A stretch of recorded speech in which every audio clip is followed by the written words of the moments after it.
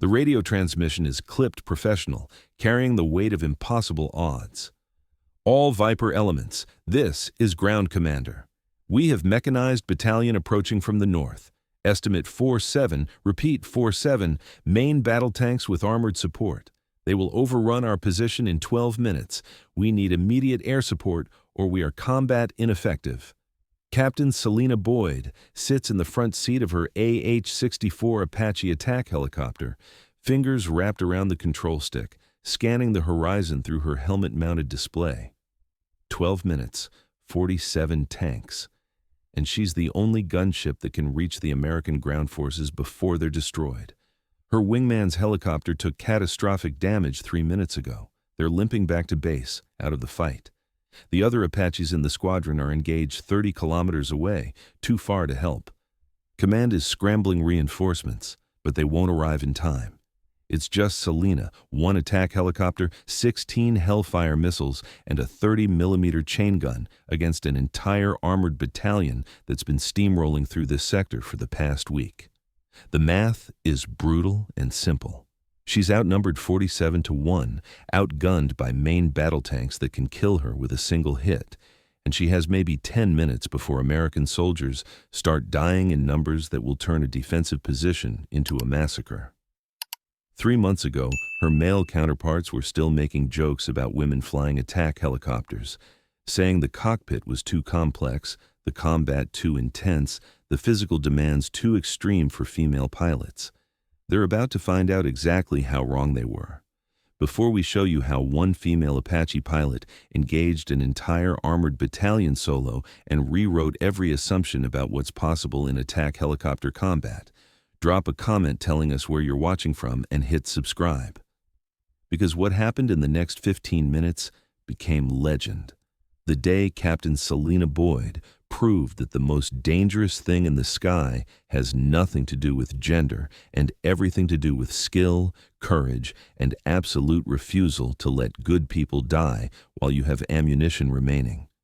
Captain Selena Boyd had wanted to fly helicopters since she was 8 years old, watching Apache gunships practice at the range near her family's ranch in West Texas. While other kids played with dolls or video games, Selena was building model helicopters and studying their flight characteristics, memorizing weapon system specs, understanding the physics of rotary wing flight. Her father, a retired Army aviator, encouraged her obsession. Her mother worried she'd face barriers that talent couldn't overcome. Both were right. Selena graduated top of her class from flight school, scoring higher on weapon systems than any pilot in her cohort, demonstrating natural ability with the Apache's complex targeting systems that instructors called exceptional. But exceptional wasn't enough to prevent the skepticism, the questions about whether women could handle the physical demands of combat flying, the jokes about whether she'd panic when actual shooting started. She'd proven herself in training. Then, in her first deployment, providing close air support that saved an infantry platoon from being overrun. Then, in a dozen more combat missions where her precision and tactical thinking saved lives and destroyed enemy positions. But still, the doubts persisted. Whispered conversations about whether women belonged in attack helicopters, whether the physical stress of combat flying, the G-forces, the long missions, the split-second decisions under fire, was something female pilots could sustain. Selena had stopped trying to convince people with words. She let her performance speak. And today, her performance was about to become a masterclass in attack helicopter combat that would be studied for years. The Apache attack helicopter is one of the most sophisticated weapons platforms ever built. Tandem cockpit, pilot and back controlling flight, co-pilot/gunner and front managing weapons. But Apache pilots trained to operate both positions, and Selena was flying solo today because her regular co-pilot had been grounded with illness. Solo meant she had to manage everything: flight controls, navigation, threat detection, weapons targeting, communications, defensive systems. Most pilots considered solo combat missions in an Apache to be nearly impossible due to task saturation, too many things to manage simultaneously. Selena had done it 3 times before. She was about to do it against odds that would have made most pilots request immediate backup or abort the mission entirely. She studied the tactical display. 47 enemy tanks advancing in 3 columns, moving fast through terrain that gave them cover from most attack angles. They had supporting anti-aircraft systems, at least 6 ZSU-23-4 Shilka mobile AA guns that could shred her Apache if she got within their range. The American defensive position was a forward operating base with 200 personnel, mostly logistics and support troops, not heavy combat units. They had light weapons, a few anti-tank missiles, and exactly 0 chance of surviving contact with 47 main battle tanks. Unless Selena could do something that military doctrine said was tactically insane, engage an entire armored battalion with a single attack helicopter. She ran the calculations automatically, years of training and combat experience creating tactical plans faster than conscious thought. 16 Hellfire missiles, 47 tanks. Even with perfect accuracy, 1 missile, 1 kill, she'd run out of ammunition before destroying even half the enemy force. But perfect accuracy assumed she was only using Hellfire missiles. The Apache's 30mm M230 chain gun could also kill tanks with precise shots to vulnerable points, engine compartments, ammunition storage, weak points in armor. Not as reliable as missiles, but possible for a pilot with exceptional gunnery skills. Selena had exceptional gunnery skills. She also had something the enemy didn't expect: intimate knowledge of the terrain from previous missions, understanding of how their tank formation would have to navigate through specific choke points, and tactical creativity that came from refusing to accept that impossible odds meant inevitable defeat. She keyed her radio. "Ground Commander, this is Viper 1-6. I am inbound your position, ETA 4 minutes. Confirm you can mark enemy positions with laser designator." Viper 1-6, affirmative.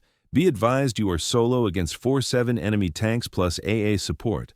Recommend you hold position and wait for additional assets. Negative, Commander. If I wait, you die. I'm engaging immediately upon arrival. Designate targets in order of threat priority. Viper 1-6 out.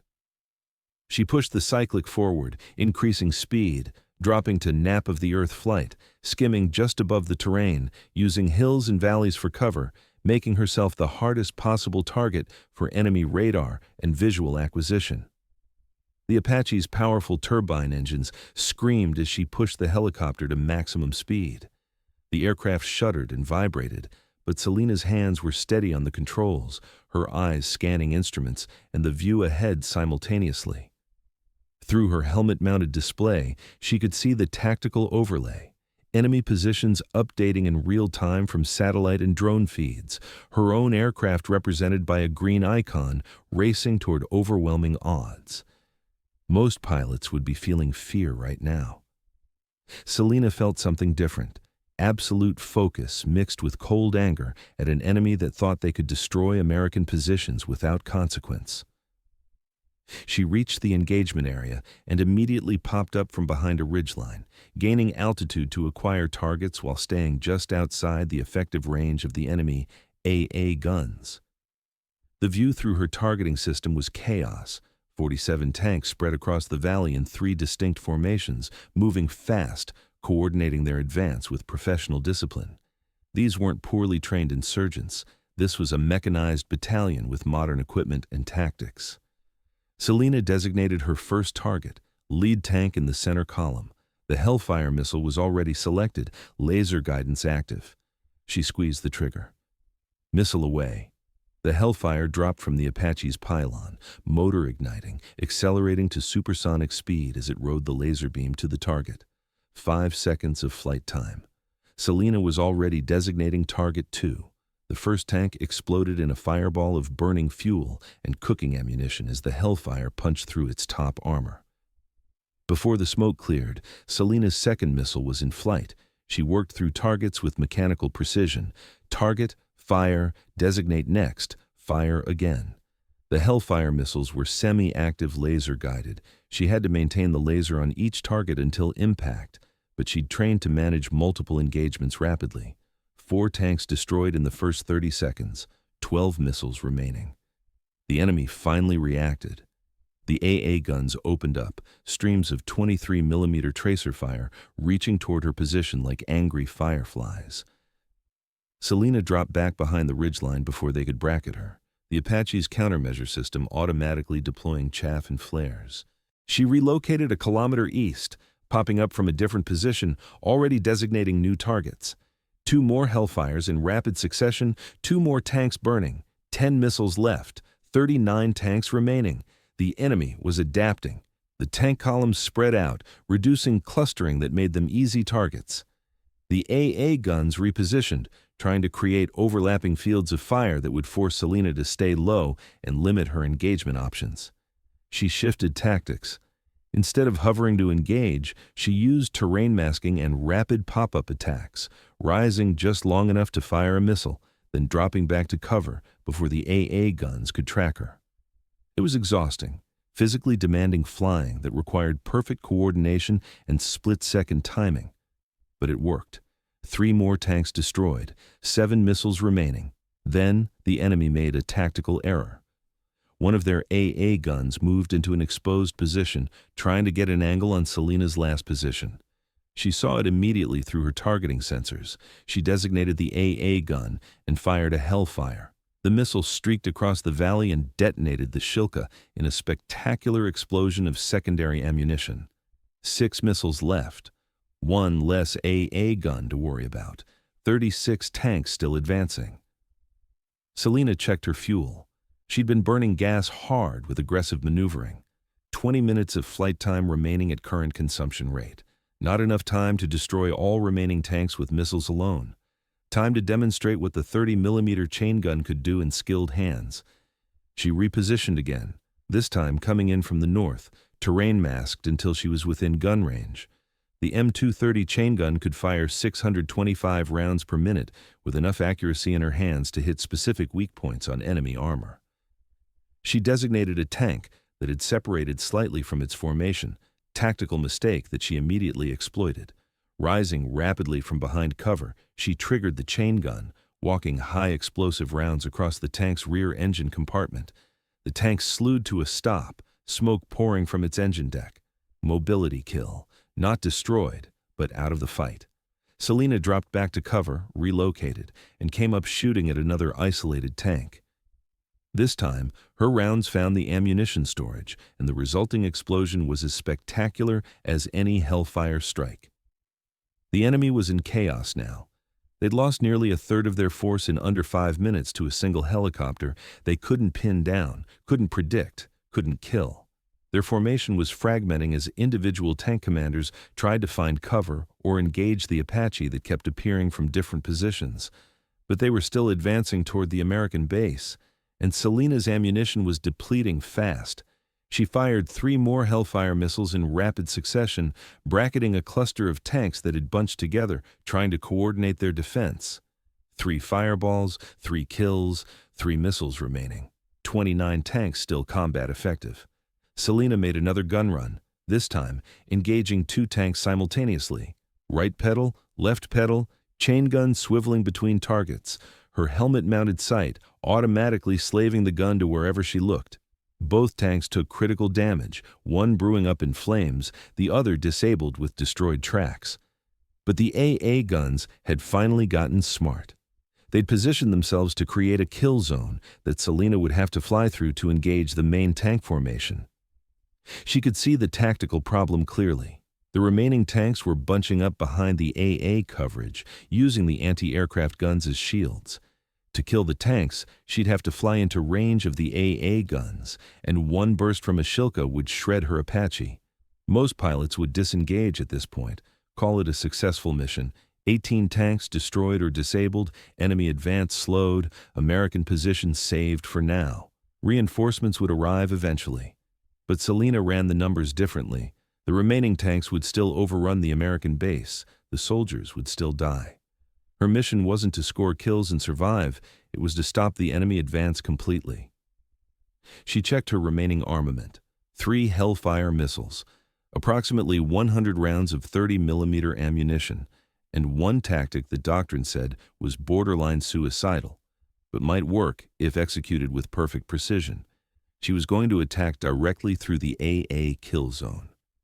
Selena gained altitude, climbing to 2,000 feet, higher than she'd flown during the entire engagement. The enemy AA guns immediately tracked her, their radar systems screaming warnings that she was within range. She fired her last 3 Hellfire missiles simultaneously, not at tanks, but at the 3 remaining AA guns. The missiles streaked downward, laser-guided to their targets. All 3 AA guns exploded within seconds of each other, their crews never getting the chance to fire the killing bursts that would have destroyed her helicopter. No missiles remaining, 27 tanks still advancing, and Selena was about to show them what an Apache could do in the hands of a pilot who refused to quit. She nosed the helicopter down into a diving attack run, accelerating to maximum speed, dropping toward the enemy tank formation like a bird of prey. The 30mm chain gun began firing before she was technically in effective range, rounds walking across the battlefield toward the first tank. The enemy tanks fired back. Main gun rounds cracked past her helicopter. Anti-aircraft machine guns on the tank stitched tracers through the air. Selena jinked left, right, changing altitude, making herself an impossible target to track, while her gun continued hammering targets. One tank exploded as her rounds found its ammunition. Another shed a track and slewed sideways. A third took engine damage and came to a smoking halt. She pulled up hard, G-forces slamming her into her seat as she climbed out of the gun run. Her targeting computer showed 3 more confirmed kills, 2 mobility kills, 22 tanks remaining, maybe 40 rounds of 30mm ammunition left. The enemy was completely disorganized now. Some tanks were trying to retreat. Others were searching for the helicopter that had destroyed their battalion. A few were still trying to advance, their commanders determined to complete their mission despite catastrophic losses. Selena didn't give them the chance to reorganize. She came in again, this time from a different angle, gun blazing, her rounds precisely targeted at weak points she'd memorized from years of studying enemy armor. Tank after tank took critical damage, some exploding, some disabled, all removed from the fight. But now the enemy was learning. 3 tanks positioned themselves in a triangle formation, their commanders coordinating over radio to create a crossfire trap. They were waiting for her next gun run, ready to bracket her with concentrated fire from multiple angles. Selena saw the trap immediately through her targeting system. Instead of falling for it, she used it against them. She came in low from an unexpected direction, using a dry riverbed for concealment, rising just enough to acquire the first tank in the formation. Her 30mm rounds found the weak point where the turret met the hull, a seam in the armor that catastrophically failed under the hammering of high explosive rounds. The tank's ammunition cooked off in a massive secondary explosion that sent the turret flying 30 feet into the air. The blast wave disrupted the other 2 tanks' firing solutions just long enough for Selena to transition targets. She caught the second tank as it was trying to relocate, her rounds stitching across its side armor, finding the fuel tanks. The tank erupted in flames, crew bailing out through hatches as fire consumed the vehicle. The third tank got smart and retreated behind a ridgeline, denying her the shot. But the formation was broken, the coordination shattered. The enemy's attempt at tactical discipline had failed against a pilot who could read their movements and counter them faster than they could execute. Her ammunition counter was critical now. Maybe 20 rounds remaining, not enough for sustained engagement, but enough to make every shot count. She spotted a command tank, distinguished by extra antennas and the way other tanks were oriented toward it. Take out the command element, and the remaining armor would lose coordination entirely. Selena lined up the shot, accounting for the tank's movement, the wind, the angle of her approach.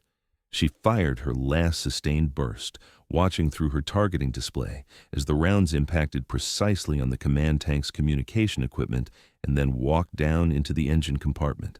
The command tank shuddered to a halt, smoke pouring from multiple impact points. Not a catastrophic kill, but definitely a mobility kill, and more importantly, a communications kill. The battalion's command and control was gone. Her gun fell silent, ammunition counter read 0. But through her targeting display, she could see the remaining enemy tanks, now down to 11, their formation completely broken, their advance halted.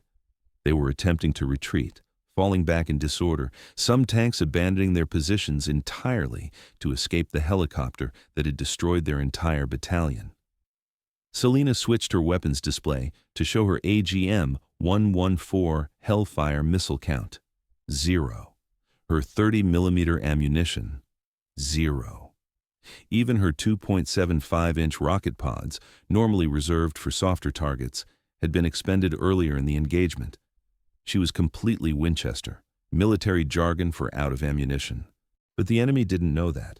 They just knew that an Apache attack helicopter had been systematically destroying their armored battalion for the past 15 minutes, and every time they thought they'd figured out where it was, it appeared somewhere else and killed more of them.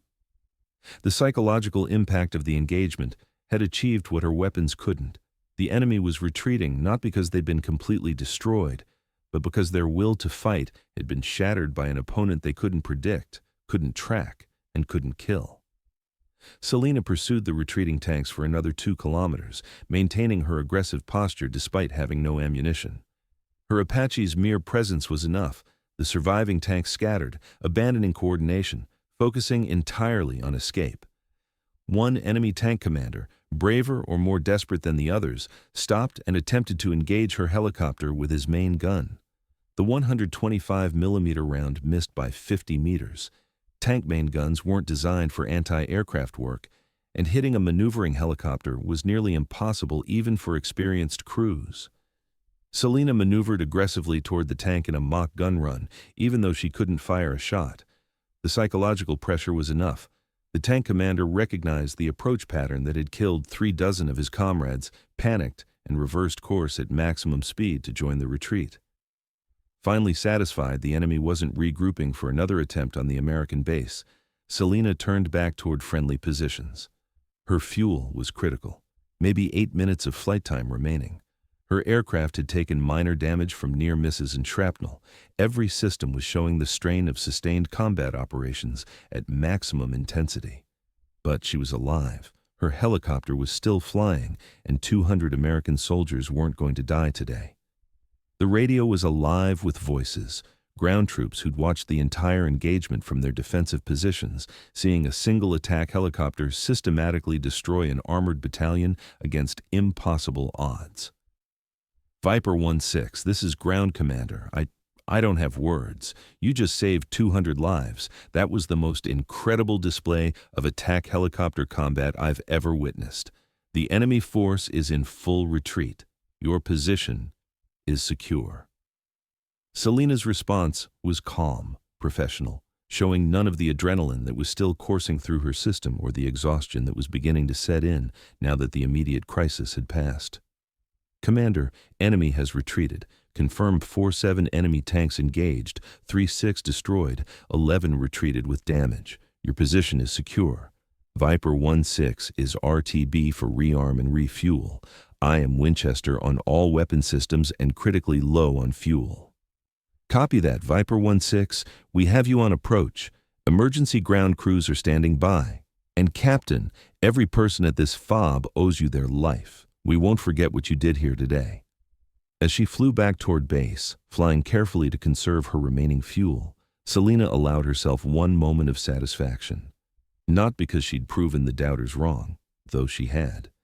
Not because she'd accomplished something that military tacticians would call impossible, though she had done that too.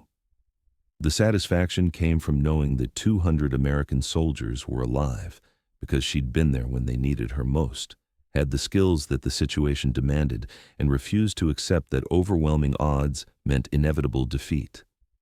Sometimes that's what being a warrior meant, not the glory or the medals or proving anything to anyone.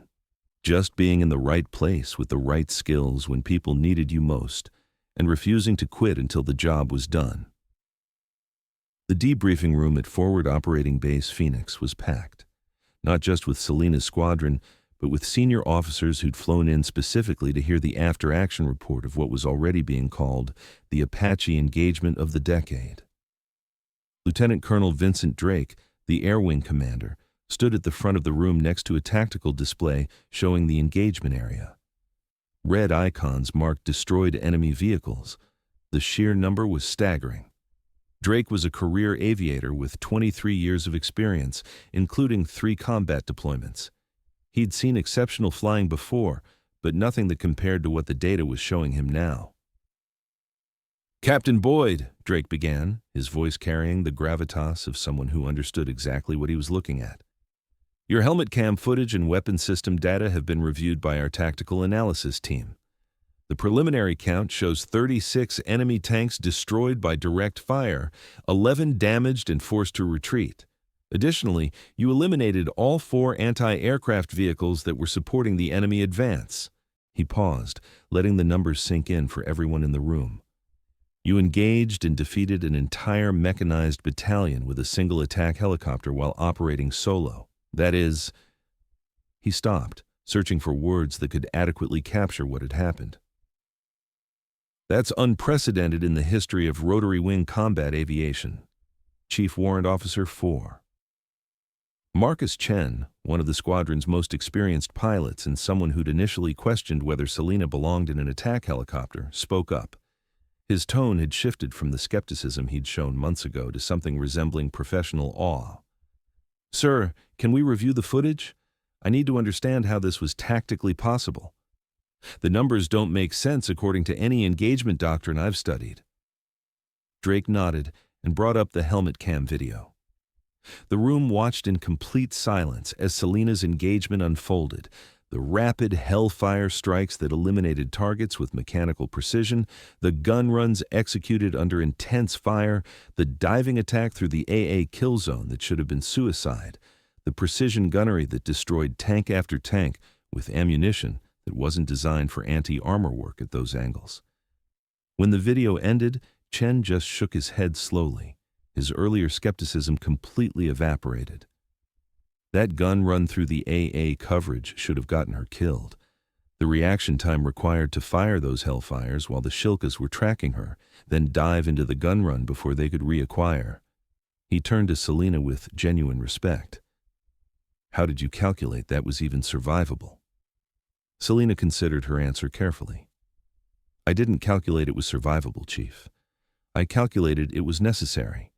The alternative was watching those tanks overrun an American position and kill 200 soldiers. That wasn't an acceptable outcome.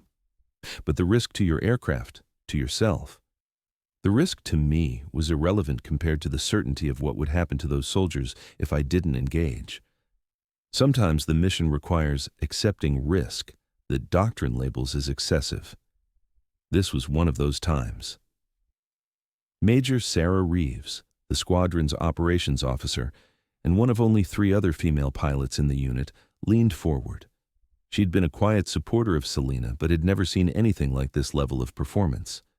"Captain Boyd, I need to understand your decision-making process. At what point did you decide to continue the engagement after expending your Hellfire inventory? Standard doctrine would have been to disengage, rearm, and return with support."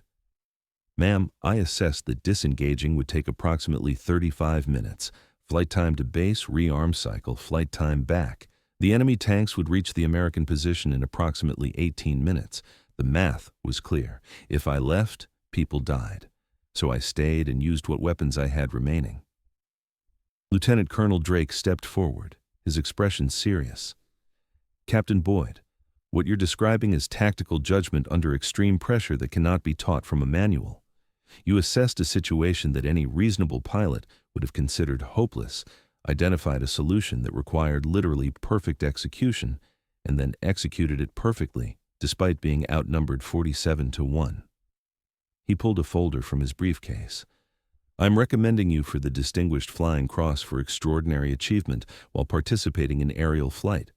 Your actions saved American lives and destroyed an enemy armored force that has been operating successfully in this sector for weeks." Selena stood, her military bearing perfect, despite the exhaustion starting to show. "Thank you, sir. But I was just doing my job, providing close air support to troops in contact." "No, Captain. Your job description was to provide air support. What you did went far beyond that and entered territory that's going to be studied at every aviation school in the military. You single-handedly defeated an armored battalion that doctrine says requires squadron-level assets. That's not just doing your job, That's redefining what we thought was tactically possible. After the official debriefing ended, Chen approached Selena. His body language was completely different from their previous interactions. "Captain Boyd, I owe you a direct apology. I was among the loudest voices questioning whether women belonged in attack helicopters. I said the physical demands, the G-forces, the endurance requirements, the combat stress. I said all of it was beyond what female pilots could handle." He extended his hand, meeting her eyes. "I was completely wrong. What you did today, I couldn't have done it. Most pilots in the squadron couldn't have done it. You just set a performance standard that's going to be nearly impossible for any of us to match." Selena shook his hand firmly. "I appreciate that, Chief. But I didn't do this to prove anything about gender. I did it because American soldiers were in danger, and I had the training and capability to help them." "That's exactly my point," Chen replied. "You didn't let the doubts or skepticism affect your performance. You concentrated on the mission and executed at a level that's going to be taught in tactical courses for decades. That's what separates great pilots from average ones, and it has nothing to do with gender." Major Reeves joined them. "Selena, I want you to understand what you've done today. Beyond the tactical achievement, every female pilot in military aviation just got more respect, more credibility because of your performance. The doubters can't use the same arguments anymore." Selena nodded. "I'm glad if that's a side effect, ma'am. But my focus was on the mission, not on making a statement." "I know. And that's exactly why your performance carries so much weight. You weren't trying to prove anything. You were just doing your job at an exceptional level. That authenticity makes your achievement impossible to dismiss." 3 weeks later, Selena stood in a Pentagon briefing room in front of senior Army aviation leadership and officers from other service branches. Brigadier General Nicole Patterson, Deputy Commander of Army Aviation, addressed the packed room. "Ladies and gentlemen, we're here to discuss the tactical implications of Captain Boyd's engagement. What she accomplished represents a significant evolution in how we conceptualize attack helicopter employment." Colonel James Hartford from the Aviation Center spoke up. "Ma'am, our analysis shows exceptional weapons employment. Captain Boyd achieved a hit rate 32% above average. Second, tactical creativity that isn't in our current curriculum. Third, she demonstrated gunnery proficiency with the 30mm cannon that our best instructor pilots struggle to replicate in training." "Elaborate on that last point." "Ma'am, Captain Boyd used the chain gun to kill or disable 14 tanks. The average pilot achieves 0 to 2 tank kills with cannon fire because it requires hitting specific weak points while maneuvering, managing systems, and maintaining awareness. She did this while operating solo, under fire from multiple directions. That combination is unprecedented." Patterson turned to Selena. "From your perspective, why were you successful where doctrine says you should have failed?" Selena stood.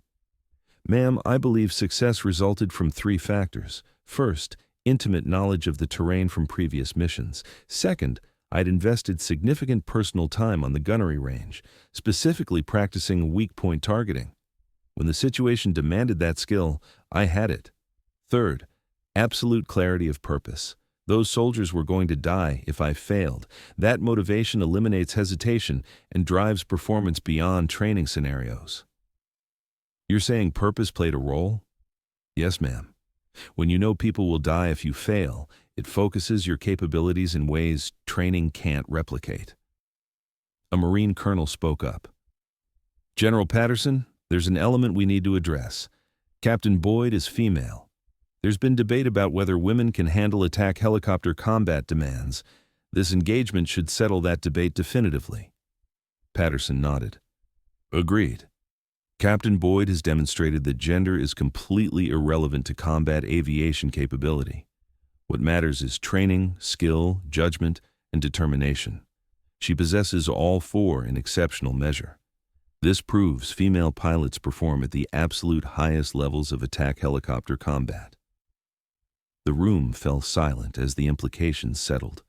Decades of assumptions, arguments, and debates had just been answered definitively by 1 engagement, 1 pilot, and 47 enemy tanks that made the mistake of underestimating her. The AAH-64 Apache represents the pinnacle of rotary wing combat capability. But all that technology is only as effective as the pilot who employs it. On that day when 47 enemy tanks advanced against impossible odds, one pilot proved that the most dangerous thing about an attack helicopter isn't its weapons. It's the determination of the person flying it. And sometimes that person is a female captain who spent her career being underestimated, right up until the moment she demonstrated why underestimating her was the last mistake an enemy would make. 47 tanks learned that lesson. Only 11 survived. The engagement was later analyzed by every major military aviation school in the world. The tactics Selena employed, terrain masking combined with rapid repositioning, psychological warfare through unpredictable attack patterns, conservation of ammunition through precision rather than volume, became required study material for attack helicopter pilots across all service branches. The enemy battalion she'd destroyed had been considered elite, well-trained, well-equipped, battle-hardened from months of successful operations.